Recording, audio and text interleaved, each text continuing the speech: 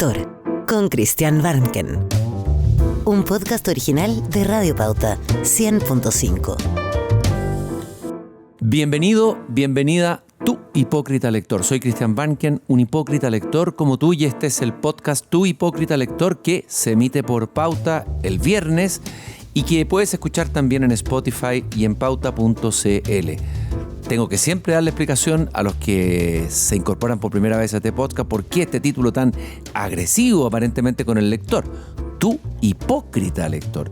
Esto viene de un poema del poeta francés del siglo XIX, Charles Baudelaire, el poema Lector, que está al comienzo del poemario Las Flores del Mal, donde luego de enumerar los abismos del psiquismo humano, sus propios abismos, sus propias heridas interiores, por así decirlo, en un momento determinado se da media vuelta, apunta al lector y le dice algo así como: tú sabes, tú de esto lo sabes, tú, hipócrita lector, mi semejante, mi hermano. O sea, no te hagas el leso, no estás leyendo a Baudelaire, te estás leyendo a ti mismo de alguna manera en Baudelaire. Hoy día tenemos, por lo que me han informado, un hipocritísima lector.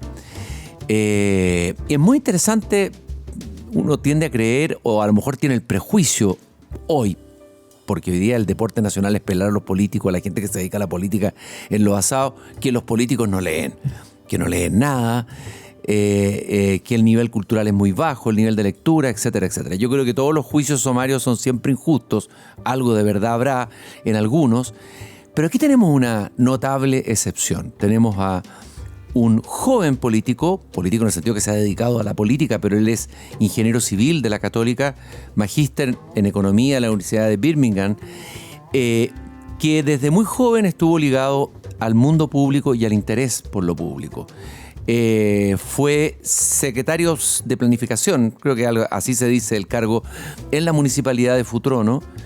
Después partió ahí, en un pueblito en Futrono, en el sur, jefe de gabinete del Ministerio Secretario General de Gobierno, luego llegó a ser ministro secretario general de la Presidencia, y esto es muy importante, el ministro de Interior y Seguridad Pública más joven. Vamos a ver, más joven de cuánto, él mismo nos lo va a decir, con apenas 41 años de edad. Actualmente participa en los directorios de Horizontal y Líderes para Chile y en algunas tareas privadas. Y en el año 2023 publicó un libro muy interesante, un testimonio que yo creo que quien se interese en saber qué pasó o cuáles fueron las dimensiones de ese estallido del que se ha hablado tanto, La Vuelta Larga, crónica personal de la crisis de octubre. Él nació en Talca, es Gonzalo Blumel y está aquí en Tu Hipócrita Lector. Gonzalo, muy bienvenido. Hola Cristian, muchas gracias, muy honrado por estar aquí como un hipócrita lector. Oye, Gonzalo, tu historia y tus orígenes son muy interesantes y fascinantes. Tenemos que partir por ahí. Siempre partimos aquí en este confesatorio un poco como por la infancia. Tú eres hijo de Juan Enrique Blumel, ¿no es así? Así es, un médico formado en la Universidad de Chile. Médico formado en la Universidad de Chile. Que era nieto de un ex hermano capuchino que estaba casado con una hija de un lonco mapuche. Ya la historia es como correcto, para el realismo mágico chileno, ¿no? Mi bisabuelo fue un misionero, Santiago Blumel, o Jacobo Blumel, fue un misionero alemán que llegó a fines del siglo XIX, comienzos del XX, se instaló en la Araucanía, en la zona de Boroa, y ahí conoció a mi bisabuela, Rosa Ancán, que era hija de un lonco de la zona. Y se casaron y ahí viene mi abuelo y mi padre. Ahora, este bisabuelo, ¿no es cierto? Estamos hablando de bisabuelo alemán, bisabuela mapuche. Exacto. Este bisabuelo alemán, entiendo que le puso nombres mapuches a varios de sus hijos. Claro. Michimalonco le puso a uno, Lautaro, Fresia, Guacoldo. Y claro, efectivamente, las mujeres estaban la tía Fresia, la tía Guacolda, y los hombres era una combinación muchas veces de nombre en español, nombre mapuche, entonces, pero predominaba muchas veces el nombre, salvo mi abuelo, que fue Juan nomás, Juan Bautista. El resto era el tío Caupo por Caupolicán, el tío Galva por Galvarín, el tío Lauta por Lautaro. Debe haber sido un personaje este bisabuelo tuyo. Sí, sí. Entonces, este mundo en la Araucanía, ¿tuvo algún ascendiente sobre ti este mundo? Que la Araucanía es una de las regiones fascinantes de nuestro país. Yo creo que más que la región misma, porque ya la familia migró y, claro, y es más bien su origen es penquista, ¿no? Por el lado de mi padre, mi abuelo, mi abuela vivieron en Penco, mi papá nació en Penco. Yo creo que sí tiene que ver mucho con con la mirada fuera de la capital, la mirada regional, la mirada más distante, la abstracción que uno vive en las regiones. Bueno, tú viviste en regiones, yo también he vivido harto tiempo en las regiones. Y quizás esa cosa más pausada, ¿no? De alejarse del ruido y la furia de las grandes ciudades. Del ruido y la furia te vamos a preguntar, es un autor que yo sé que te gusta, Sí. William Faulkner. El ruido y la furia, eso lo vamos a de pasar, a lo mejor lo vamos a ver. Bueno, a ver, y tu infancia transcurrió una parte en Talca, naciste en Talca, ¿no es cierto? Nací en Talca, en el famoso hospital de Talca. El famoso hospital de Talca. ¿Hasta qué edad viviste en Talca? Hasta los 7 años y estudié en el Liceo Blanco Encalada de Talca, Ya. que es como un liceo muy tradicional de, Ya, y después de la te ciudad. fuiste a Santiago. Me vine a Santiago, hice toda la básica en un colegio, en Ya. Inmaculada Concepción, un colegio subvencionado de la parroquia de la Inmaculada Concepción, acá en Vitacura. Después me fui al colegio Manquehue, en la media, y después me fui a estudiar ingeniería en la Universidad Católica. Oye, Gonzalo, ya, y en tu familia, en esta familia que hemos contado un poco las raíces, los libros, ¿estaban presentes, no estaban presentes? ¿Era algo parte de la cotidianeidad? ¿Había algún pariente o personaje más cercano a ti, más lector que otro? Cuéntame. Sí, mucho. Tanto en la casa por el lado de mis abuelos paternos como en mi casa siempre hubo libros. De hecho, había una cuestión como se estimulaba mucho la lectura, como a nivel dentro de la familia, así como el que leía y contaba lo que leía en el almuerzo familiar, el fin de semana, era como algo valorado, ¿no? Se Así, lucía con eso. mucho más que si, oye, mira, fue a jugar fútbol y metió un Ya. gol, ya, bueno, gracias. Pero, Sí. pero la lectura, sobre todo yo te diría más desde el punto de vista de la historia, porque por el lado de mi madre, la familia de mi madre, que mi madre es Leonor MacIver, Ahí está, descendiente directo de Enrique MacIver. Gran personaje. Entonces, por el lado de mi madre está como el tronco como de la historia, ¿no? De Enrique MacIver, político, fundador del Partido Radical, fue parlamentario mucho tiempo, fue congresista. Tiene famosos discursos. Y Sí, la crisis moral de la República, crisis moral de la- famosa en el famoso Ateneo de texto, Santiago. Sí, sí, sí. que sigue siendo muy actual, se lo saca cada cierto tiempo. Me Las parece crisis. que no somos felices. Me parece que no somos felices, dice Enrique MacIver. Por ahí te llegó entonces tal vez la vocación por lo público. Puede ser, porque además, por el lado de mi madre, la familia de MacIver viene de Constitución. Enrique MacIver nació en Constitución y se crió en Constitución, aunque después vino a estudiar Derecho a Santiago. Pero la Casa de Constitución es una casa que se construyó en el año 1840 por el padre Enrique MacIver, un marino escocés que se llamaba Henry MacIver. Y esa casa, que fue creciendo con el tiempo, era la casa donde se reunía la familia ampliada durante muchos años, décadas. De hecho, por casi, yo diría, unos 170 años, hasta el terremoto del 2010 que se cayó. Siempre nos juntábamos ahí en esa casa. Y era una casa muy antigua, muy tradicional. La casa de los espíritus esa. Era la casa, tenía fantasma propio. De hecho, tenía un sí. fantasma, el pate palo, que era el choche, le Pate decían. palo, ya. Que recorría, decían que se escuchaba en los patios, los pasillos, en las noches. Ya, ¿y dónde viene? Porque yo sé que tú eres un gran lector, eres un apasionado lector. Vamos a verlo aquí en la conversación. ¿Cuándo te nace entonces? ¿Por dónde? ¿Por quién te llega la lectura o la pasión por ello? Yo creo muy chico y por razones bien circunstanciales, porque cuando yo me vengo de Talca a Santiago, estaba en segundo básico, llegué a un colegio donde mi jornada escolar era en la tarde. Yo entraba a las 2 de la tarde a clase. Y tenías la mañana. Y mi mamá me sacaba muy temprano a la cama, no me dejaba quedarme durmiendo hasta tarde. Gran peligro. Entonces a las 8 de la mañana estaba desocupado y tampoco me dejaban ver televisión. Entonces no me ponía a ver en esa época el bloque de monitos animados. Sí. Entonces a las 8:15 estaba desocupado hasta las 2 de la tarde. Y por lo tanto tenía que hacer algo y me encontraba en una casa donde yo estaba la mayor parte del tiempo solo, estaba mi hermana más chica, mi madre salía a hacer sus cosas, mi padre trabajaba, mi hermano iba al colegio y estaban los libros. Y había muchos libros y mis padres en eso fueron bien generosos desde ese punto de vista porque ellos estaban suscritos a todas estas revistas y clubes de lectura. No sé si tú te acuerdas, por ejemplo, el Club de Lectura Andrés Bello. Pero claro que sí. Que llegaron a ediciones ¿En preciosas. qué casa no estaba esa colección? Exactamente, y ahí llegaban todos los libros de Verne, El Capitán de 15 años, El Jardín Secreto, Las Crónicas de Narnia, y también las de la revista Arcilla, que traía estos libros a tapa azul y después otra que era como dorada, de clásicos universales. Entonces, de aburrido, yo creo, de curioso, de encontrar alguna forma de salir sin salir de la casa, de viajar sin escaparme, empecé a tomar los libros. Oye, ¿y te acuerdas de alguno en particular o alguna escena, una sensación, más bien puede ser una sensación vaga en la memoria, de algo que hayas leído así como en la infancia que te haya conmocionado o te haya impresionado? Mucho. Mira, yo me acuerdo de muy chico, de muy niño, segundo básico, tercero básico, haber disfrutado a concho los papeluchos. Los Papeluchos. Que me los leí completo y varias veces. Que según Alberto Fuguet es uno de los grandes libros de la narrativa chilena, que Sí. es una gran narradora, es un gran libro, Papelucho. Incluso Fuguet tiene, el proyecto de juntar todos los Papeluchos a hacer una gran novela que diga Yo Papelucho, o sea, una gran novela chilena. Sería notable, la meta novela de Papelucho. Y leía mucha esa literatura. Me acuerdo Perico trepa por Chile también de Oye, Marcela Vaz, ese era... Yo me acuerdo que me voló la cabeza porque era muy chico y Perico parte su viaje, se escapa desde un campo, un fundo en la Patagonia persiguiendo a su ovejita y llega hasta, me acuerdo, pasa por Valparaíso, sigue al norte, conoce al padre Lepage ahí en San Pedro de Atacama y termina ya en el altiplano. Entonces, ese tipo de novelas que tenían lo fantástico, la aventura, el descubrimiento fueron súper importantes. Y bueno, después toda esta colección Andrés Bello con me acuerdo, las crónicas de Narnia eran... Claro, ahí ya pasaste a un grado superior, digamos, de literatura más sofisticada, por decirlo de alguna manera. Pero yo creo que todos estos libros tenían una gracia que en general los protagonistas eran, no sé si era casualidad o no, yo creo que no, eran en general niños o adolescentes. Claro. Entonces, las crónicas de Narnia son 4 niños. Sí. El mayor tiene, creo que, no sé, 14 años. Perico trepa por Chile ha sido un niño de 12 años. Papelucho va creciendo con el paso del tiempo, pero parte siendo muy chico y a lo más llega a ser un adolescente. A identificarse, ¿no es Yo cierto? creo que sí, yo creo que sí.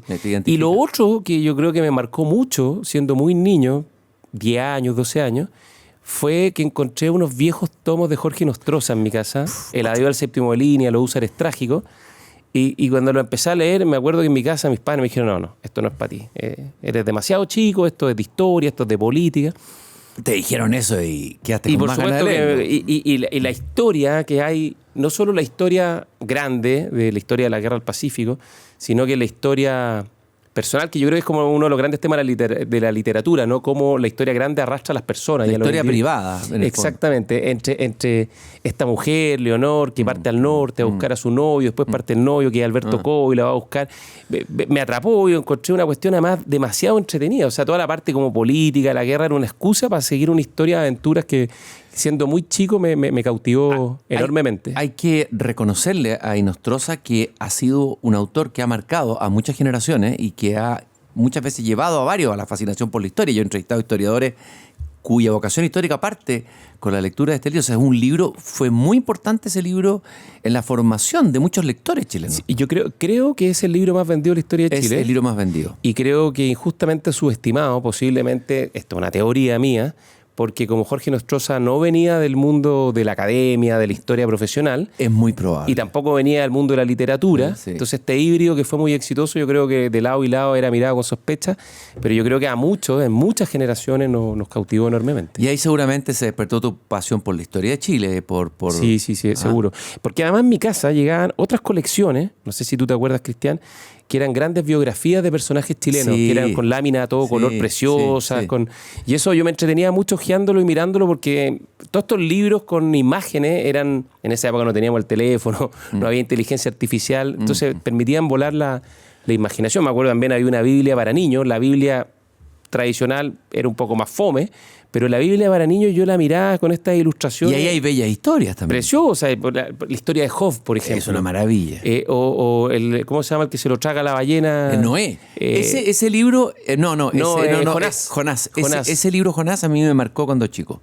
Me acuerdo perfectamente de una edición para niños del cuento Jonás. No lo voy a olvidar nunca. O Sansón y Dalila. Son historias que además del contexto o la naturaleza o la esencia religiosa, desde el punto de vista como de la historia, son muy entretenidas, son muy cautivantes. Bueno, Gabriela Mistral decía que ella, las primeras aventuras, las primeras novelas, las primeras narrativas fueron justamente las historias de Job, la historia de Abraham, la historia de Jonás, la historia... Claro.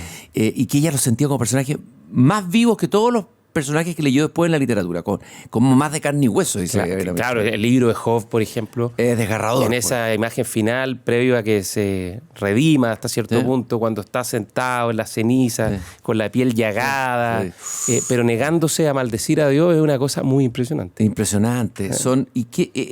Fíjate que es curioso porque... Hay algo de homérico ahí, me lo imagino como algo como Odiseo, que al final sigue su destino, pese a todas las calamidades. Claro, que tiene una cierta fidelidad a algo, ¿no? Es fiel a algo, no se traiciona su esencia. Al destino, al designio divino, a lo que sea. Estaba pensando que en el mundo católico, que a veces es bastante flojo para leer, la propia Biblia, al revés del mundo protestante que lee más la Biblia, estos textos que tú estás contando, esta historia, en Inglaterra sacó una colección chiquitita de cada uno de estos libros, que se puede leer como libritos, y prologado por un escritor.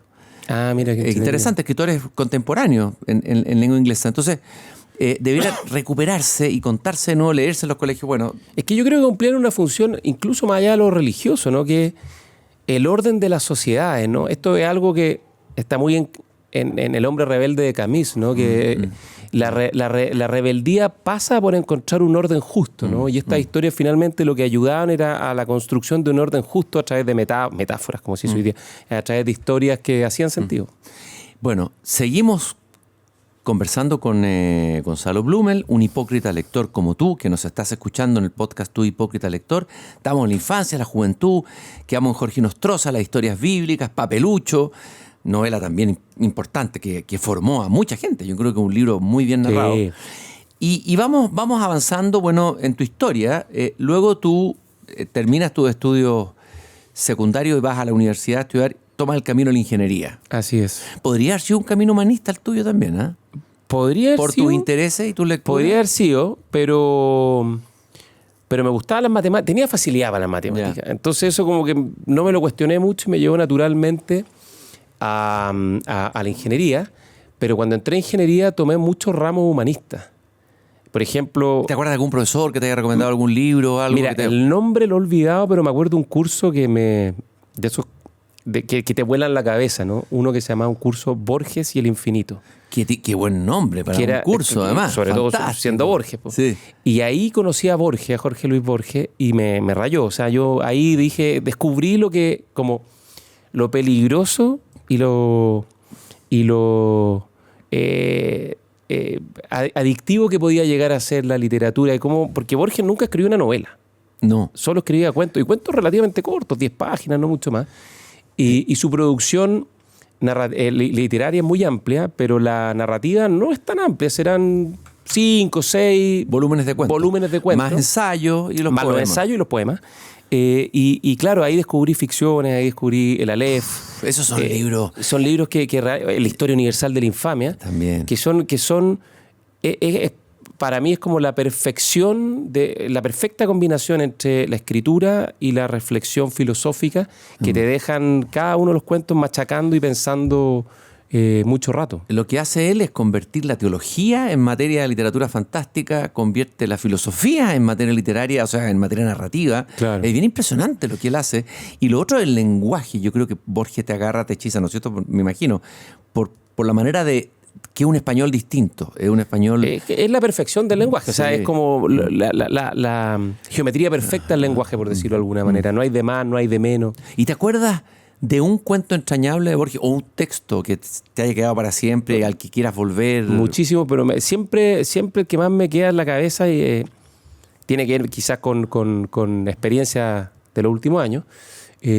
Funes el Memorioso. Funes el Memorioso, gran cuento. Que tiene que ver este personaje que todo lo recuerda, que nada lo olvida. Que puede ser una maldición, porque podría ser Justamente, es la metáfora o la lección, digamos, tiene que ver precisamente con la bendición que significa poder olvidar, con no quedarse atrapado, con poder dejar atrás algunas cosas que la mente humana sabiamente no la va dejando en el cajón del fondo. Fíjate que uno siempre dice que es importante recordar, pero que importante también es olvidar. Y me recuerdo lo que estás diciendo, que Nietzsche dice, no me acuerdo dónde, hace un elogio del olvido. Lógico. Como un elemento fundamental en la vida humana. Sí, y eso es un poco la lección de Funes el Memorioso, que recordaba hasta las arrugas de las sábanas de la cama y las grietas del techo, que cuando uno no olvida puede derivar en la locura finalmente. Porque el cerebro... Y esto lo creo muy profundamente, para protegerse y poder seguir adelante, como dice la canción, deja lo bueno y lo malo se va. Porque si uno se quedara con todo, el peso sería gigantesco. Claro, uno tiene que limpiar el disco duro, ¿no es cierto? Cada cierto Hay tiempo. que resetearlo. Sí. Tú dijiste... Pero no se va, pero queda guardado. Queda en el subconsciente o en alguna parte ahí. Tú dijiste que este libro... ¿Algo tenía razón con algo que te pasó después o que lo ligabas con algo, dijiste? Algo así. No, es que a propósito de las experiencias que me tocó vivir en sobre todo en el segundo gobierno del presidente Piñera. Yo tengo muy lindos recuerdos de mi experiencia por paso por los gobiernos, la experiencia pública, ya sea a nivel municipal o a nivel de gobierno, pero también me tocó ser parte de un gobierno que le tocó enfrentar situaciones difíciles. Bueno, el país vivió situaciones muy difíciles y a todos nos tocó, y a mí en lo personal me tocó. Y me tocó después de salir, uno queda muy solo con uno mismo reflexionando sobre lo vivido. Me imagino. Y claro, y uno piensa que en algún minuto uno literalmente se va a derrumbar por la incapacidad porque son cuestiones que te quedan y cuesta mucho dejarlas atrás. Pero el cerebro y ciertas rutinas y terapias, como la lectura, ayudan precisamente a ir encajando mejor las cosas. Bueno, pero tú jugaste. Y además ir reconciliando lo vivido. Mira, como este es un país de ingratitud y la política es ingrata, pues te lo puedo decir y me nace decírtelo, que tú jugaste un papel fundamental en la defensa de la democracia y que fuiste súper consecuente, súper democrático, y fue clave que hubiera una persona como tú en ese cargo en ese momento en la historia de Chile. O sea, claro, pero pasa mucho tiempo entre que uno acepte esa realidad con la experiencia y la vivencia la política de los momentos. Es ríspida, es rugosa, te toma la vida. ¿Y cómo hacías en ese periodo de ministro para leer? Porque a ti te gusta leer, la lectura seguramente es tu refugio. Y me recuerdo Mario Vargas Llosa en un libro que yo sé que te gusta a ti, El pez en el agua. Un libro magnífico. Increíble, uno de mis libros de cabecera. Yo también lo tengo como un libro de cabecera. Lo he vuelto a leer y se me engrandece la figura de Vargas Llosa cada vez que lo leo. Pero él dice que el pavor que tenía cuando se mete en la política era que no iba a tener tiempo para leer. Y se obligaba a sí mismo en la noche a leer un poema antes de dormirse de Góngora, no sé qué. ¿Qué te pasa a ti cuando uno está metido en la política? No, uno lee mucho, pero lee puras leceras. O sea, lee decretos, lee proyectos, pero no leceras, digamos. Decretos exentos. Pero cosas muy ríspidas, muy áridas. Pero hace muchos años que tomé una decisión muy consciente, que fue sacar la televisión de la pieza y dejar en el velador siempre un par de libros. Gran decisión. Entonces eso te obliga, porque los libros te miran y te respiran al lado y se sienten cuando uno no los toma. Entonces, al final, siempre trataba al menos de leer una o dos páginas. Es verdad que hay libros que están molestos contigo y que se aburran, por el inconsciente se amurran, los dejaste ahí abandonados. Claro. Y uno los vuelve a tomar. De repente los dejó. Y pero ¿cómo los dejé? ¿En qué momento los dejé? ¿Por qué los tomo ahora? O que de repente uno se rinde, los deja ahí y después, muchos meses después, los toma y se reencanta. Tú dijiste sacar el televisor. Hoy día habría que decir también sacar esto, el aparatito este. Claro, es que también... Hay que sacar los dos, parece. Trato cuando llego a la casa, tipo 8:30, 9, dejarlo cargando y no mirarlo hasta la mañana siguiente. ¿Y hubo alguna lectura que te haya salvado en ese momento en que estabas metido en la intensidad de un momento de la historia de Chile, de una intensidad tremenda? Todos lo vivimos como una intensidad, de momento del estallido y todo eso. Pero imagínate tú en el Ministerio del Interior, o sea, estabas metido en el ojo al huracán. No, en lo personal no. Yo creo que eso fue después. Ya. Cuando salí, porque quedé... Con el vacío. Quedé en el vacío con mucho tiempo, además salí en medio de la pandemia.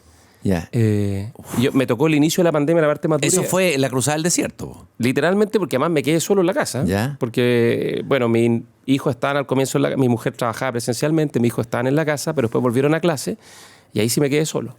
Pero en los momentos más difíciles del estallido y de todos esos largos meses de revuelta que vivimos, leí harta historia, fíjate, porque me importaba entender bien las crisis históricas de Chile y cómo esas crisis históricas, para bien o para mal, generalmente más para mal que para bien, se terminaban resolviendo con mucho costo. Y Gonzalo, ¿qué libro te recuerdas, qué importante, o texto, autor que hayas leído en ese momento que te haya servido para entender o mirar esa historia?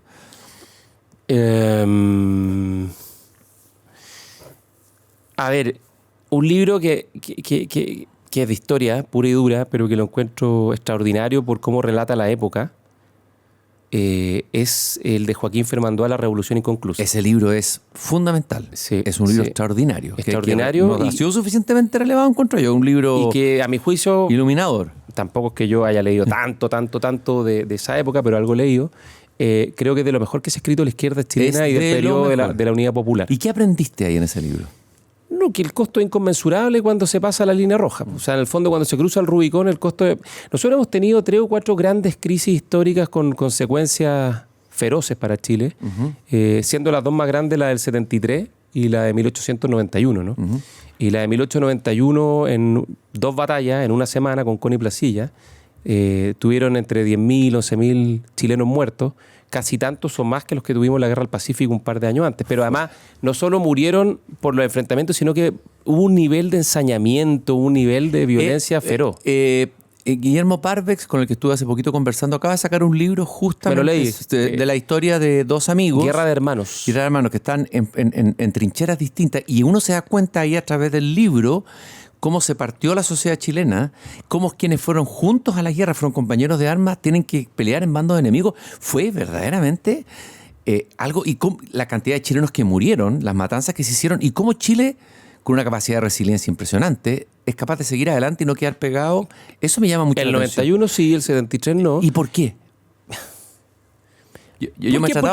Porque yo creo que la diferencia del 91 que el bando ganador puso las reglas y el bando derrotado no tuvo mucho más que hacer que aceptar las reglas porque la simetría era muy grande. En cambio, el 73 hubo un bando ganador que pasó a ser el bando perdedor, y el bando perdedor moralmente pasó a ser el bando ganador, y eso finalmente hizo que el encuentro fuera imposible. O sea, a la izquierda ahí se atribuyó un triunfo moral, digamos, y la muerte de Allende tiene que ver con eso también. Yo creo, claro, eso lo cuenta bien Daniel Mansuy en el libro sobre Allende, que Allende probablemente hizo todo muy mal hasta el momento final donde rubrica su victoria moral. Yo me imagino y creo, si no mal recuerdo, que Mansuy tiene que haber leído el libro de Joaquín Fernando de todas maneras, pero yo creo que es un libro importante para... ¿Qué otro libro de historia te ha gustado, te ha marcado en distintos momentos? La historia también es literatura. Mucho. Esto no es historia propiamente tal, pero al final revisa la historia, es más crónica. Me gusta mucho la serie de libros de Ascanio Cavallo sobre la transición, sobre... La historia oculta del régimen militar, la historia oculta de la transición, porque es como lo contrario a lo que estamos hablando, ¿no? Cuando las partes logran reencontrarse sin estar necesariamente obligadas a aceptar todas las diferencias, pero entendiendo que las diferencias hay que administrarlas, y eso se hace a través de la política, y permitió una historia de éxito poco común en el tránsito desde una dictadura a una democracia, como el caso chileno. Tal vez el español es el otro ejemplo y no mucho más. Creo que Ascanio lo relata muy bien, tiene muy buena pluma, muy documentado, muy buen periodista, y permite entender por qué, como le dijo Patricio Aylwin, se produjo el reencuentro de los demócratas, ¿no? Los demócratas que son, primero en la izquierda, entre los socialistas y los DC, que fueron enemigos, adversarios muy profundos en la Unidad Popular, y después se lograron unir para pasar el tránsito a la democracia, y lo mismo después con quienes estaban la derecha, digamos, que estaba con Pinochet. Estás escuchando el episodio estreno del podcast original de Radio Pauta, Tu Hipócrita Lector, con Christian Warnken. Hacemos una breve pausa y volvemos. Ya estamos de vuelta en Tu Hipócrita Lector, con Christian Warnken, un podcast original de Radio Pauta. Un pajarito me contó que te leíste y te gustó la historia de la Segunda Guerra Mundial, la historia de Churchill. Eso es impresionante. Además ganó el premio Nobel de Literatura. El tipo tenía buena pluma, Churchill. Es que escribía mucho y bueno, lo desconocía, y después de salir del gobierno quedé con mucho tiempo, entonces me tuve que armar una rutina de tareas para no volverme loco, digamos, en la soledad. Y dentro de las cosas que me propuso leer fue leer algunos grandes libros que tenía pendientes. Los tenía en la casa, pero no los había leído porque la historia de la Segunda Guerra Mundial son más de 1000 páginas de Churchill. Y me encantó porque primero tiene muy buena pluma, segundo un gran relato histórico, y tercero, yo creo que es un libro que toda persona que quiere dedicarse a la política debiese leerlo, porque yo creo que es un libro que transmite muy bien el peso de las grandes decisiones. Él tenía una gran duda en el desembarco en Normandía, por ejemplo. De hecho, se postergó un año, porque él tenía el trauma de Galípoli, el desembarco en la Primera Guerra Mundial, que significó la muerte, no sé, de 150.000 jóvenes ingleses, y él, que era, entre comillas, el ministro de Defensa, el lord del almirantazgo del mar, asumió ese costo y cargó con ese peso en su conciencia mucho tiempo, y quedó muy relegado en la política inglesa a posiciones muy secundarias, hasta la Segunda Guerra Mundial, cuando Chamberlain tiene que dejar el cargo primer ministro por su enfermedad. Entonces, el relato de cómo se construye el triunfo de los aliados, cómo se resiste, la historia de resiliencia. Y el dramatismo de las decisiones. Y el peso de las dilemas. Decisiones. Bueno, eso quizás uno lo podría aplicar a lo que le pasó a Piñera, a lo que les pasó a ustedes en el momento en que el país estaba yendo al tacho de basura en octubre, y que podría haber el presidente Piñera tomado otro camino que el que tomó, y la historia habría sido otra, y que hubieran salido los militares y habría sido otro. Ese fue un momento, un dilema, ¿no? Se vivió. Fue un dilema total. De hecho, esos son los dilemas, llevándolo a ejemplos más de lo que hablamos antes, ¿no? De los libros que uno leía cuando niño. Yo me acuerdo que en estas colecciones de libros de Andrés Bello venían unos libros como de ciencia ficción, Viaje a la estrella, Sí, claro. La rebelión de los robots, donde uno tenía que elegir qué camino seguir en el libro. Si te encontrabas con un robot y Sí. decía, si tomas decisión, le das la mano al robot, pasa a la página 60 y si no, pasa a la 90 y si te equivocabas, morías. Y un poco lo que nos tocó vivir en octubre, noviembre del 2019 fue algo así desde el punto de vista de la salud democrática de Chile, ¿no? Y ustedes estaban presionados desde la derecha, más a la derecha ustedes mismos, para que se tomaran decisiones más radicales. O sea, y me imagino que no va a ser fácil. Había sectores Lo- que básicamente lo que pedían era que los militares intervinieran Y que con son las los- armas, reprimieran las protestas. Y los que los han caricaturizado como la derecha cobarde, etcétera, etcétera, etcétera. O sea, Exactamente, y yo pienso, y eso para eso sirve la historia al final, porque la historia no se repite, pero alguna rima, alguna sintonía tiene.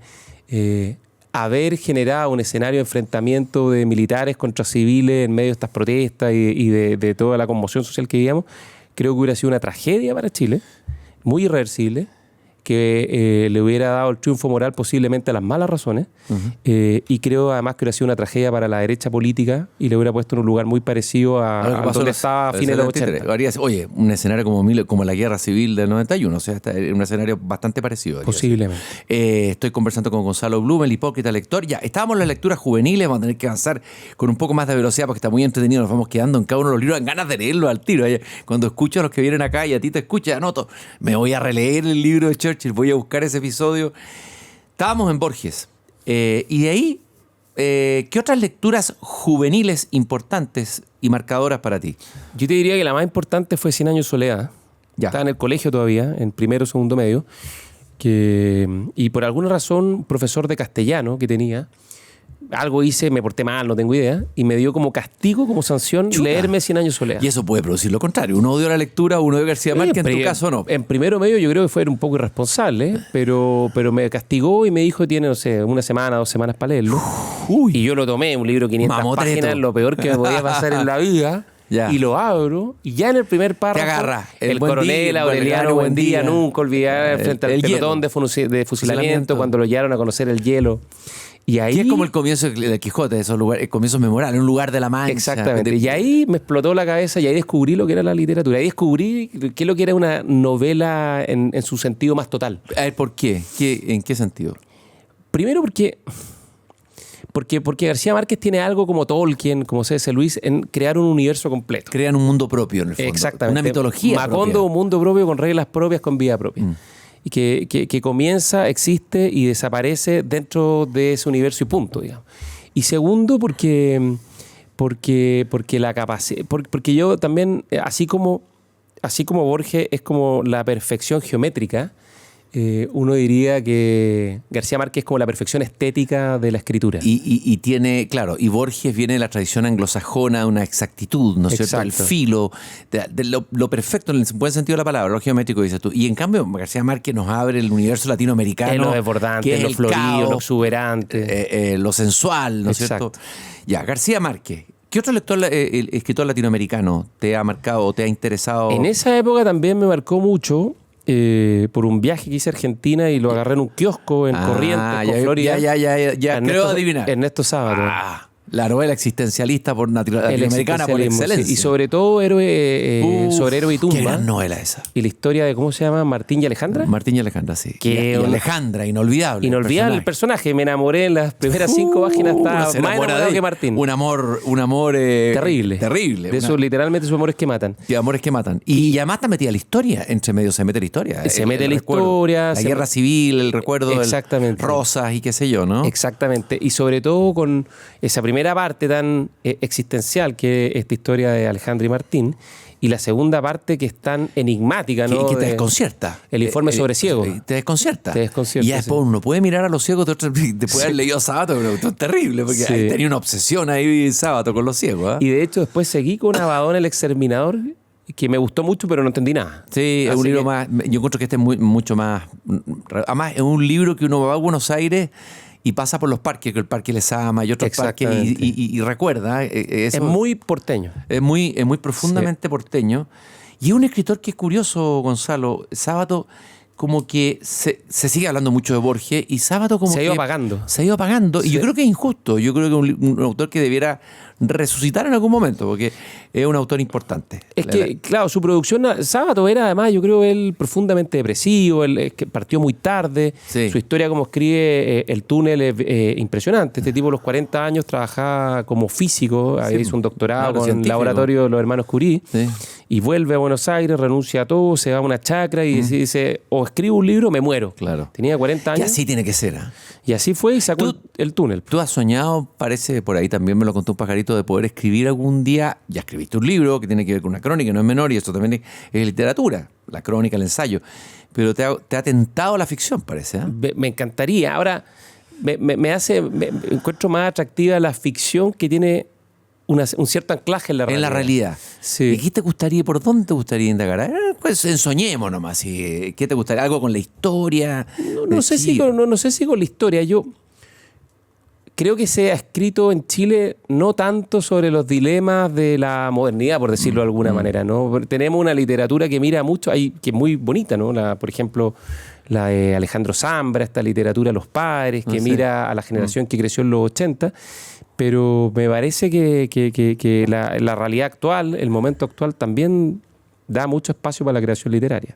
Oye, ¿y narradores chilenos entonces que te hayan interesado, que podrían servir, no sé si... ¿Qué escritores chilenos, narradores chilenos te han interesado? Bueno, Alejandro Zambra yo creo que es un gran narrador. Ya.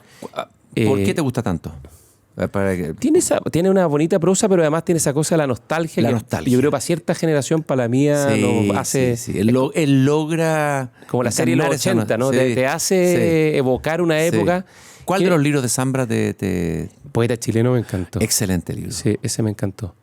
Además rescata todo un mundo que es tan... También me leí nuestro. Formas de volver a casa, me gustó harto. Bonsai, que un poquito uno se queda con las ganas, es muy cortito, pero poeta chileno es... Además que me encanta la literatura de literatos, ¿eh? de escritores. Y por eso te debe gustar Bolaño. Bolaño para mí, más que un escritor chileno, un gran escritor universal, y es otro de los que me voló la cabeza. O sea, no lo descubrí tan joven, lo descubrí a los 30 y algo, con Los Detectives Salvajes. Tenía algún prejuicio en su momento porque este personaje tan punk...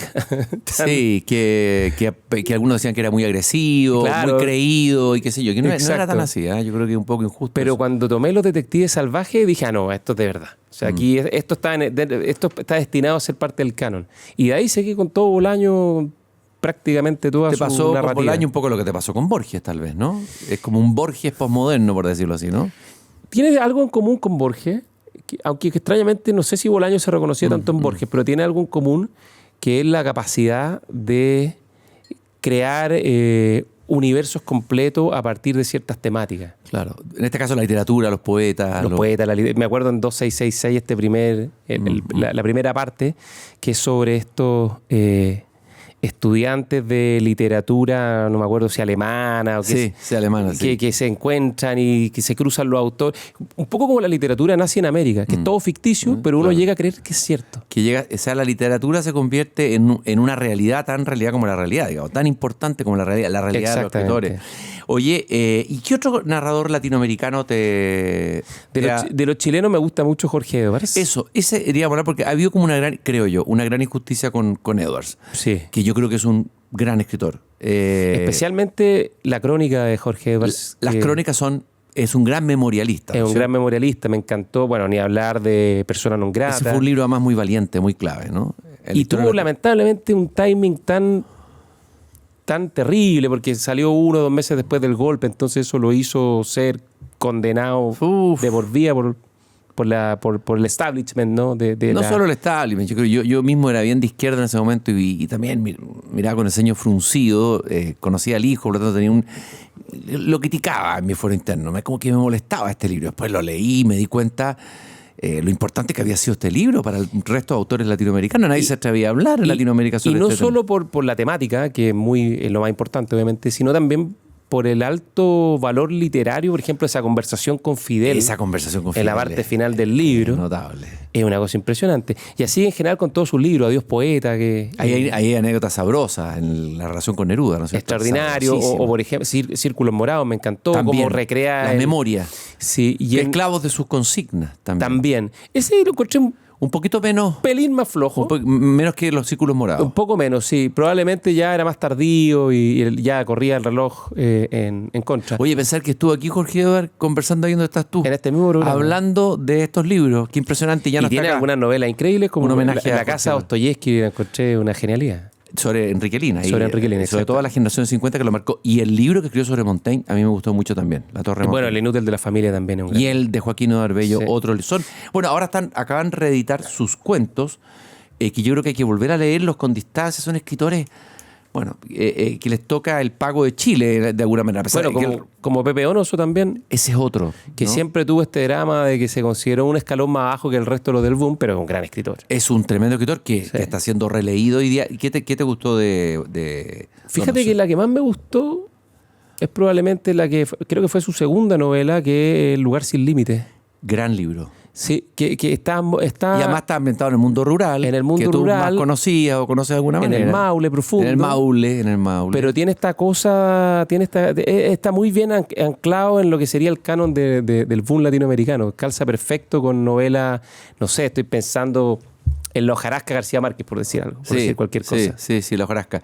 Oye, sé que te gusta mucho Juan Gabriel Vázquez, un autor que vale la pena recomendar a quienes nos están escuchando. Si no lo han leído, ahí te puedes explayar un poco sobre él. Es un autor colombiano, hoy día debe tener cerca de los 50 años, y que yo creo que tiene la gran gracia que a lo Vargas Llosa, creo que el mejor heredero hoy día, el que tomó la posta de Mario Vargas Llosa, es Juan Gabriel Vázquez, relata las tensiones, los dramas, las tragedias de las vidas individuales cuando se cruzan con las grandes corrientes de la historia. Y en el caso de Colombia, el narcotráfico, la violencia. Si hay un país atravesado por las grandes catástrofes de la historia, es Colombia. Y tiene unas 3 o 4 novelas que son, por ejemplo... La violencia. Una que me gustó mucho, que es sobre el asesinato de Jorge Eliezer Gaitán. Ese, que fue un trauma histórico en Colombia. Que se llama La forma de la ruina. Que es extraordinaria. Volver la vista atrás. Volver la vista atrás. También, que bueno. Es muy impresionante. ¿Qué es lo que encuentras en la prosa? Tú dijiste que es como heredero de Gallos. ¿Qué es lo que te gusta, te produce placer en la literatura? Primero tiene una prosa perfecta, maneja los tiempos, los ritmos, el suspenso. Es que los colombianos son narradores natos y vienen de una... ¿cómo se llama? De una tradición oral de narradores. Que Colombia ha dado muy Tienen a García Márquez, o sea, ya ahí deja una vara, pero... Pero había narradores orales, tienen un nombre en Colombia. Bueno, ahí viene el vallenato. El vallenato son historias que se cuentan. Exactamente. Entonces tienen, así como nosotros tenemos el don de la poesía, misteriosamente en Chile, los colombianos tienen el don de la narrativa, del narrar. Y bueno, Colombia tiene una historia muy impresionante, esta historia de la violencia, este periodo que se inicia con el asesinato Gaitán, el narcotráfico. ¿Tú recomendarías partir leyendo La forma de las ruinas como el primer libro de Juan Gabriel Vázquez? Ese o Volver la vista atrás. Ya.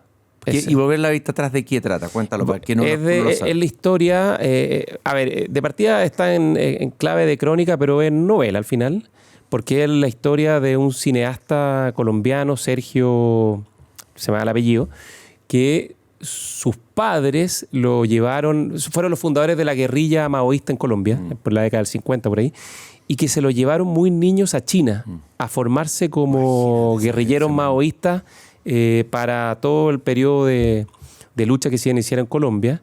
Entonces parte con la muerte de este padre, de este cineasta, y este cineasta que hoy día tiene unos 60 años, un poco más, relatando y recordando su vida y esa experiencia de estos jóvenes idealistas que terminaron sacrificando a su hijo en la China maoísta de la Revolución Cultural de Mao, por el altar de la libertad y la justicia comunista. Qué impresionante la historia. Impresionante. Todo real. Oye, hemos hablado de los narradores latinoamericanos. Y sé que te gustan también, ahí compartimos algo, los grandes narradores franceses del siglo XIX, o has leído, parece, algunos tengo entendido, pero como hemos conversado antes. Me gusta mucho. Balzac es como mi copiloto. Balzac es un tremendo narrador al que quiere entrar en la gran novela del siglo XIX y en la antesala del siglo XX. Primero... la comedia humana. Exactamente, muy buen como documentalista de la época, por decirlo de alguna manera. Y también tiene esta cosa de cómo las los grandes... Francia del siglo XIX fue una cosa impresionante. Tuvieron, no sé, 3, 4 revoluciones. Imagínate, Napoleón. Además de la Revolución Francesa a fin del siglo XVIII. Napoleón, 1830, 1848. La Comuna de París. La Comuna de París. Entonces relata muy bien cómo las personas se encajan en este juego de Y la las clases historia. sociales, Y y los personajes que vienen desde la provincia, más inocentes, y entran en el mundo de París. Bueno, los personajes más corruptos. Claro, ahí siempre me quedó ese personaje que ¿Vautrin? Lucien de Rubempré. Lucien de Rubempré. De las ilusiones perdidas. Les Illusions Perdues. Este es el joven Las de ilusiones provincia perdidas. que va a la capital Sí, ese libro es grande. a alcanzar Es la como gloria. nuestro Martín Rivas, en el fondo. Es nuestro Martín Rivas, pero con un final mucho más dramático. Sí. Como el otro Stendhal, ¿no? Rojo y negro, Julián Sorel. Julián Sorel. También, el auge y la caída del antihéroe, por decirlo de alguna manera. Pero de todos, lejos, la novela que más me quedó fue... Ilusiones perdidas. Pero no, de Víctor Hugo. Los Miserables. Los Miserables. Bueno, es que eso es lo que llama Vargas Llosa en un ensayo magnífico sobre ese libro, La tentación de lo imposible, Sí. dice. Es una novela poética, bueno, él es un poeta, narrador, Ya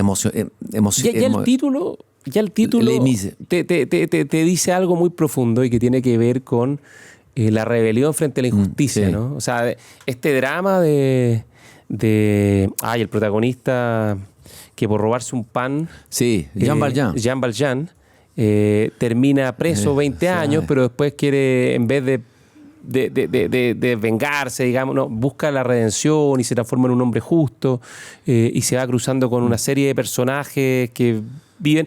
Porque además tiene una cuestión que yo creo que para los que nos gusta la política es muy de fondo, ¿no? La política se trata finalmente de cómo construimos sociedades más justas. Y ahí los que sufren la injusticia, ¿quiénes son en Los Miserables? Las mujeres y los niños.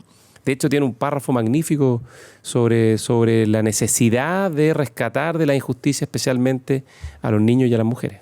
Oye, Gonzalo, y al propósito de la política y pensadores que te hayan marcado, estaba pensando en Vargas Llosa en este ensayo, El llamado a la tribu, donde sí. va mostrando cuáles fueron los pensadores que lo marcaron y lo llevaron finalmente a convertirse al liberalismo, ¿no es cierto? Isaías Berlin, por ejemplo. Ya, Isaías Berlin. Pero ¿qué autor en el pensamiento liberal? Tú eres liberal, ¿no? Eres de la corriente nueva liberal, esta que está hoy día ante las cuerdas en todo el mundo, ¿no? En un estado como de repliego. Claro, está media resfriada. Son como resistentes ahí. De salud más o menos nomás. Ya, bueno, los liberales... ¿Qué pensador o qué escrito, qué libro de pensamiento liberal te ha signado, te ha marcado, Para mí, el que más me marcó fue La sociedad abierta de sus enemigos de Popper. libros fundamentales? Sí. Cuéntanos un poco de qué trata, el que no lo ha leído, ubicarlo, patentarlo para que se lo lea. Bueno, Karl Popper era un filósofo del conocimiento británico que escribió esto por ahí por la década del 40, en pleno auge de los totalitarismos, la Unión Soviética, y de los utopismos al final. Y este libro es un gran alegato contra los utopismos cuando los utopismos se embarcan en aventuras políticas. Y es una gran reflexión y un gran bullying sobre 3 grandes autores que para Popper son quienes han sentado las bases del utopismo moderno, político, partiendo por Platón, siguiendo por Hegel. Sí, por Platón, y la República de Platón. de los sabios, de los iluminados. Los filósofos. Exactamente. Y además expulsó a los poetas. Ay, me encanta Platón, pero yo no se lo perdono nunca. Expulsó a los poetas de la República en el libro 10. Y es Platón, el segundo malvado Hegel y el tercero Marx. Al que le reconoce ciertas cosas. Qué interesante este recorrido que hace, esta afiliación, ¿no? Que uno diría, aquí tiene que tener Platón con Marx. Y tiene mucho... Él lo vincula, porque claro, para él Hegel rescata la tradición platónica y Marx es la dialéctica materialista del hegelianismo. Claro, y ya sin ningún resabio, o sea, el platonismo va más bien por la sociedad ideal y qué sé yo, ya perdió todo el espíritu de Platón y la belleza, todo eso ya no existe. Ya. Ahora, Platón sí desplegaba un programa político en la República, Sí. él despliega un No, programa pero político por supuesto que sí. donde expulsa a la familia, donde Sí. expulsa a la propiedad privada y donde deja a los sabios, a los iluminados a cargo de la conducción de la República. Ya, ese fue un libro. ¿Y hay otro más autor del pensamiento liberal que te haya Del marcado? pensamiento O liberal. de otro, o alguien, un pensador más político, Hay o un varios, ensayo o sea, político. por ejemplo, desde el punto de vista como del republicanismo, los ensayos del federalista, encuentro que son muy Sí, valiosos. ya. La democracia en América, de Tocqueville. Ese es un libro clave. Es un libro clave porque además yo creo que nos permite o nos da ciertas herramientas para entender muy bien las tensiones de la modernidad, ¿no? esta idea de las tensiones entre libertad, igualdad, la desilusión del progreso, esta sensación de que... Oye, es bien profético Tocqueville, Sí, se adelanta a temas, a problemas que estamos viviendo hoy día y que está viviendo la democracia americana hoy día. Como decía Durkheim, el mal del infinito. O sea, mientras más perseguimos el destino en sociedades libres, más solo nos sentimos y más nos embarga una sensación de tristeza o de agobio, de desasosiego. De frustración. Exactamente. De frustración. Que es muy propio de la modernidad, porque ya no está la tribu, que es lo que dice Argallosa, y estamos más solos. Más huérfanos. Así Ahí el es. liberalismo tiene un problema, ¿o no? Con el tema de que el individuo solo, que consigue toda su autonomía, que aspira a su autonomía, pues se encuentra con esta orfandad. Una comunidad que desaparece. A lo mejor, no sé. Yo creo que sí. Yo creo que sí. Tocqueville trataba de hacerse cargo de este problema a través de los esfuerzos de la sociedad civil. Reivindica mucho los esfuerzos de la sociedad civil como espacio de cohesión, ¿no? Para dotar de sentido a las trayectorias individuales. Pero yo creo que efectivamente hay un problema. La sociedad civil hoy día vemos además que está más disgregada que nunca, se intermedia por los teléfonos, estamos más conectados y más solos que nunca, y eso va generando un desasosiego y una pérdida de sentido. O sea, hoy día ya no tenemos el rol que cumplían antes, no tengo idea, la iglesia, el rol que cumplían los partidos políticos, el rol que cumplían las sociedades de socorro mutuo, los rotarios. Las mutualidades, los clubes de fútbol, etcétera, ¿no es cierto? Las parroquias. Hoy día está más bien reemplazado por las identidades, que no es lo mismo. Gonzalo, en estos últimos minutos, está muy entretenido. Hay muchos libros que no vamos a alcanzar a comentar de los que te han marcado. A ver, libros que no hemos podido comentar y que te gustaría traer a colación aquí, que para ti han sido importantes en tu formación personal. Mira, yo soy muy fan del canon clásico, entonces recomendaría siempre, y esto era muy de Borges, es muy de los grandes autores, ¿no? Siempre pegarse una pasada por Homero. Desde luego. Ahora viene La Odisea, así que recomiendo la Odisea. La película de Christopher Nolan, que parece que es bien libre en su interpretación, pero está bien, vale. Yo pero voy a ir a verla de todas muy maneras. buen cineasta. Sí. Y por último, una buena razón para La Odisea es de mis libros favoritos, de los libros matriciales más sí. importantes, ¿no es O sea, si cierto? uno dijera como los 10 libros, bueno, está La Odisea. ¿Qué te recuerdas de la Odisea? ¿Qué te... Pucha, las desgracias de Odiseo, de Ulises. Pero la persistencia en la búsqueda por regresar el retorno a casa. El retorno a casa. Y la nostalgia. Claro, el eterno retorno a uno mismo, ¿no? A Ítaca, que es un tremendo símbolo, poderosísimo como claro, símbolo. al espacio al hogar. Y al hogar. Porque viene de todas las guerras anteriores, guerras patriarcales que están en la Ilíada, esa guerra. Claro, y hay algo así como 10 años peleando en Troya y 10 años tratando de volver. Y un tiempo que muere, en la Odisea es un tiempo que muere, un tiempo que pasó ya de los grandes, y que ahora es volver a la casa, al lecho matrimonial, a encontrarse con su mujer, con su hijo, con todos los defectos que tiene Ítaca, volver ahí. Con la patria. Con lo doméstico. Exactamente. Entonces, de ahí yo, por ejemplo, la Odisea, me parece que la Eneida de Virgilio también es un magnífico texto que le da continuidad. El Quijote. El Quijote. Excepcional. ¿Lo leíste joven o lo leíste tardíamente? No, lo leí hace no mucho. ¿Ya? Porque son estos libros que uno tiene, pero dice, ya, bueno, ¿cuándo me voy a embarcar? Tengo que leerlo alguna vez. Esas 1000 páginas, ¿cuándo voy a pasar por ahí? Y te agarró así como te agarró 100 años de soledad, así que te agarra, ¿o no? Yo creo que requiere un poco más de esfuerzo, pero tampoco tanto. Yo creo que está como sobredimensionado lo que significa leerlo y cuando uno le agarra la mano lo disfruta mucho. Además tiene mucho humor, es un libro que uno no para de reírse. O sea. Es que las anécdotas son geniales y además que, spoiler, las historias son, el Quijote sale, va en una aventura, le sacan la mugre, termina paleado en el piso, recuperándose de su herida. Y además los monólogos, los discursos del Quijote son extraordinarios, son inspiradores, es un personaje entrañable. Además un libro que Cervantes escribió como para burlarse del Quijote, pero el Quijote se le escapa de las manos. O sea, se busca, claro, como que cobra vida y se transforma en un rebelde que va por donde quiere ir, literalmente. Exactamente, ya, el Quijote, ya. Y libros que estés leyendo ahora, últimamente, libros que, porque tú estás en un periodo como de, Bueno, yo tengo un club de lectura. ¿te juntas con Tengo un club de lectura. Qué interesante. Y algunos hipócritas lectores que han pasado por acá son parte de ese club de lectura. Y se puede nombrar un club secreto. No es secreto. Está Héctor Soto. Oye, pero por favor, qué gran lector. Oscar Guillermo Garretón. Estás en ese club privilegiado. En ese, sí. Qué envidia. Entonces ahí hemos leído, nos leímos, por ejemplo, hace poco, En busca del tiempo perdido, el primer tomo por el camino Swan. Eso es entrar en aguas mayores. Sí, pero mucho menos de ello. Lo disfruté mucho más de lo que pensé. ¿Leyeron El amor de Swan? Por el camino de Swan, exactamente. Camino de Swan. Exactamente. Y fue mucho más gozosa la experiencia que dolorosa, si lo pusiéramos en términos de misterio del Rosario.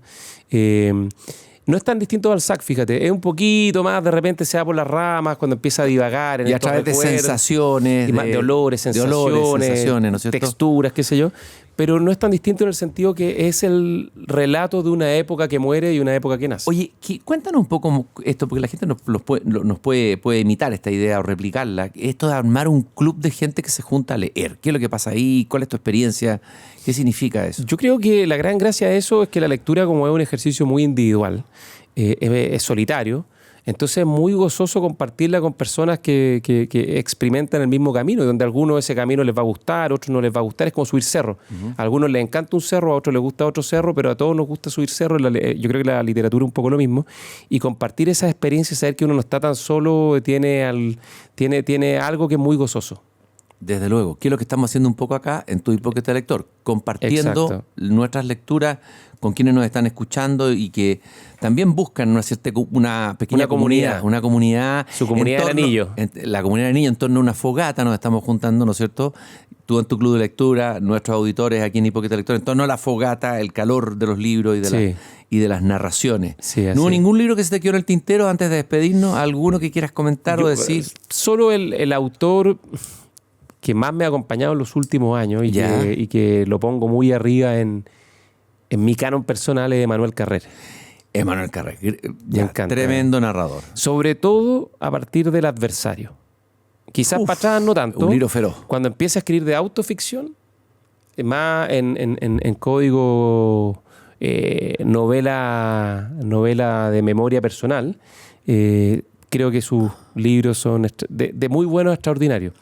El Adversario es una gran novela. El Reino, sobre San Pablo y San Lucas. Ese libro es importantísimo para todo aquel que ha pasado por el tema si creer o no creer, la fe, la duda, o si tuvo fe y la perdió. Este libro, El Reino es mayúsculo. Sí. Después Limonov, este poeta punk. Desopilante, personaje ruso. Como desopilante, sí. que uno no sabe si lo odia o lo ama, pero es muy interesante. Como todo ruso. Y su último libro, Kolyosov. Ese no lo he leído y lo tengo ahí para leerlo. No, es entrañable. Sobre su madre, historiadora, sobre su familia, su madre y su padre. Su madre, que es un personaje despampanante de la cultura francesa, presidenta de la Academia Francesa. Claro. Y su padre, un personaje más de segunda línea, menor, con una... Ambos son descendientes de georgianos rusos, entonces cruzan la historia familiar con la historia del siglo XX, pero es muy personal y yo creo que a todos nos toca cuando tenemos padres que están ya en edades muy avanzadas, ¿no?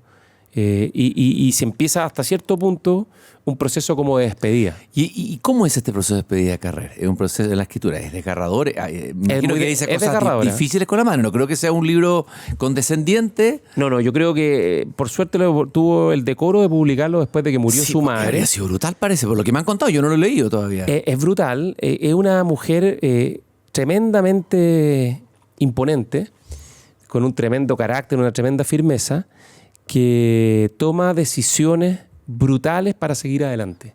Y eso incluye a su familia. Y eso incluye a su hermano, eso incluye a su marido. Danos un ejemplo de una decisión brutal. Para despertar el apetito de los que no están aquí para leer, la curiosidad humana, ¿no? Por ejemplo, ella es infiel con su marido.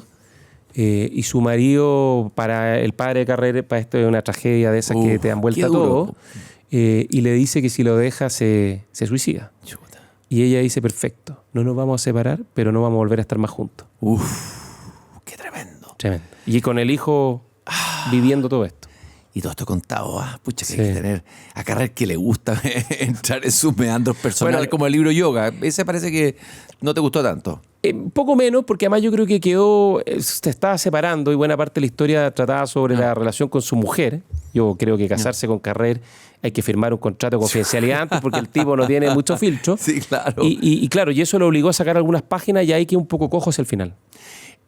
Te quiero agradecer, Gonzalo, todo este tiempo que nos has dedicado al venir acá a conversar sobre tus libros, tus pasiones, tu historia en Tu Hipócrita Lector. Gonzalo Blumel, ex ministro del Interior, que hoy día está en un retiro, ¿En qué etapa estás de tu vida? ¿En espera, expectativa? ¿En una hibernación, esperando? Porque imagino que lo público igual te llama. Siempre en una etapa tranquila, entretenida, que me permite leer harto y que también me permite seguir con este vicio de la cosa pública a través de distintas maneras, ¿no? Soy director en Horizontal, Centro de Estudio, vinculado a Bópoli. ¿Y el liberalismo ha muerto o no ha muerto? ¿O está muriéndose o está agonizando? ¿No? El liberalismo es la idea más grandiosa que creo que ha generado más progreso en la historia de la humanidad, pero que atraviesa, creo, también por un trance gigantesco y vamos a ver cómo se desenvuelve frente a la inteligencia artificial, frente a los populismos, frente a las polarizaciones. ¿Qué desafíos tiene, no? Y ahí vamos a necesitar un nuevo pensador, pues, un Popper, un Tocqueville para estos tiempos. Sí, o tal vez volver a leer los clásicos. Los clásicos, porque los clásicos yo creo que siempre iluminan. Gonzalo, fue un gusto haber conversado contigo de Hipócrita Lector a Hipócrita Lector. Muchas gracias, Cristian. Y nosotros nos volvemos a encontrar en un próximo capítulo de Tu Hipócrita Lector. Puedes escucharnos los días viernes a las 7:30 por Pauta y se estrena cada capítulo nuevo. Y luego, si no lo pudiste sintonizar el día viernes, lo puedes buscar en Spotify. Están todos los capítulos ahí, también en pauta.cl. Nos encontramos en un próximo capítulo, espero tan interesante como esto. Imagino que habrán tomado nota, yo también tomé de libros que hay que volver a leer o que hay que leer si no lo hemos leído. Hasta la próxima. Tu Hipócrita Lector, con Christian Warnken. Un podcast original de Radio Pauta 100.5.